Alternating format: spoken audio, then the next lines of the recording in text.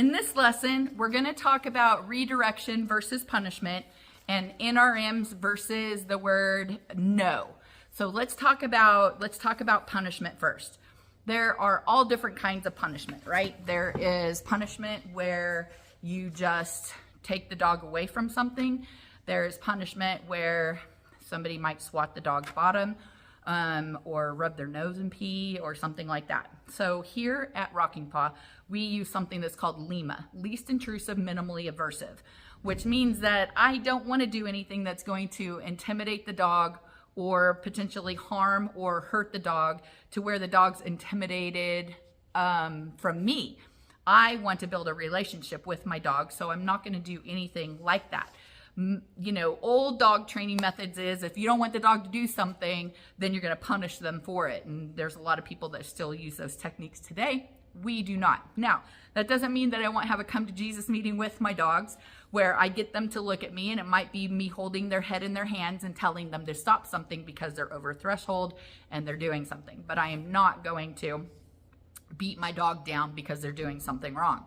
What I want to do instead, punishment versus redirection, is I'm going to redirect the dog, and then from redirecting the dog, I'm either going to, one, train the dog to do what I want them to do, or I'm going to manage the situation. Managing the situation means that I might move something that a dog keeps getting. So let's say that your child comes home from school and he always puts his coat on the edge of the couch. Well, the dog sees the coat on the edge of the couch and it smells like snacks and lunch and his little boy. And so he drags that coat off of the side of the couch and he wants to chew on his pockets. So your immediate reaction is to tell the dog no and to punish the dog because they're doing it. Well, if this happens every single day, it's not that you're going to say, well, the dog should know better already. Well, no, your dog is an animal and it doesn't know better, because if it looks good, smells good, feels good, tastes good, they're going to do it because they're an animal. So you want to manage the situation. Management for that would be to tell your son to put their coat away, or you, if your son is too young, to hang that coat up so it's out of reach and behind a door from your dog. That's management. Management would be if your dog keeps counter surfing and grabbing the loaf of bread and eating your loaf of bread off of the counter, that you're going to make sure that the loaf of bread now goes in a bread box, or it goes into a cabinet or the microwave or something like that, so it's out of your dog's way and they're not counter surfing to grab that bread off of there. Training would be to train the dog that the dog's not allowed in the kitchen, right? So the dog can't go past a certain point and the dog's not allowed in the kitchen, so it's not counter surfing. So redirection would be, you see your dog in the kitchen, the dog is about to jump on the counter to get the bread. Redirection would be spot, and now I'm going to call him here, right? So now he knows his name because we've done that training. He knows a recall because we've worked on that. So I'm redirecting him away from the bread. Now I'm going to give him something else to do. And now I'm going to go over and put that bread away so that it's not a constant temptation for your dog. So I would rather you have look at the big picture instead of the dog keeps grabbing the coat, the dog keeps grabbing the coat, I got to punish the dog, I'm going to make sure the dog is not going to ever touch that coat again.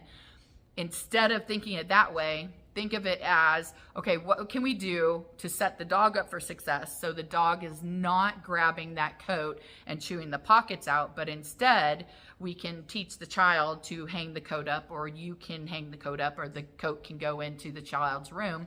That would be management. Redirection would be your child comes home, the coat goes on the side of the couch, your dog immediately goes over to the couch, you call your dog back over to you, and then you say to your little boy, Sammy, can you get your coat and hang it up, please?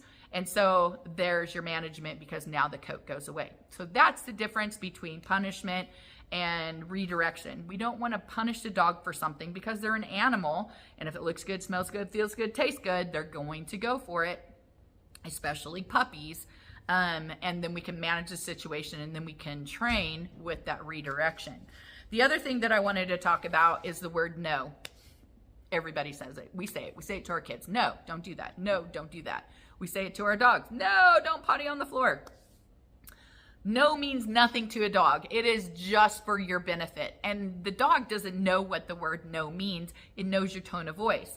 So if my dog is coming into the house and I'm glad to see it, I can go, no, no, no, and say no like that. And yeah, see, here comes Reba. And so Reba's like, what did I do right? And she's going to be excited because I use that tone of voice. So no means absolutely nothing. However, if I use my tone of voice, I could use a whole different word. I could say onion like that. And my dog's going to be like, oh my gosh, what did I do? Because it's my tone of voice, my decibels of how high or low I'm doing it. And so certain tones of voice can affect your dog's behavior. So I'm sure you've seen this. Somebody walks in your house and they're like, oh my gosh, your dog's so cute. Look at your dog. Oh my goodness. So nice. And see, here's my dog. She comes over because I'm using that tone of voice. However, if you have a bigger guy walk into your house and he's like, hey, how you doing? You know, your dog might be like, oh, I don't know about that person, you know, because it's the tone of voice that's doing it. So when we're talking about the word no, your dog doesn't know what no is. And so no starts becoming a word that you use all the time. So if your dog goes a different direction, no. If your dog does this, no. So instead of using the word no, if you want to redirect your dog and their name is high value, I could say, let's say Reba's starting to pull this way. I go, Reba. And so Reba turns around and looks at me. I can click and give her a cookie for redirecting and coming back to me, but no doesn't even have to be said. An NRM is a no reward marker. Those are the things that can be an interrupter when your dog's about to do something. So if your dog is in the kitchen and your husband just brought home pizza and the lid is open and they're about to jump up on there, you could go, hey, hey, hey, or you could say, or something like that as an interrupter, not a punishment, but an interrupter. And then you can be like, Spot, come, and then call Spot over to you, reward him for the recall, and then manage that pizza, right? You're going to put it up higher, you're going to shut the lid, and whatever else. So an NRM is a no reward marker. That means they're not getting a reward for anything, but it's a marker saying, I don't want you to do that. But of course, we don't want to overdo that NRM either for it to become white noise like the word no. So you'll see me in class, I'll be saying, oh, don't say no. What do you want the dog to do? And so I'll remind you, but it's kind of habit for all of us to say the word no.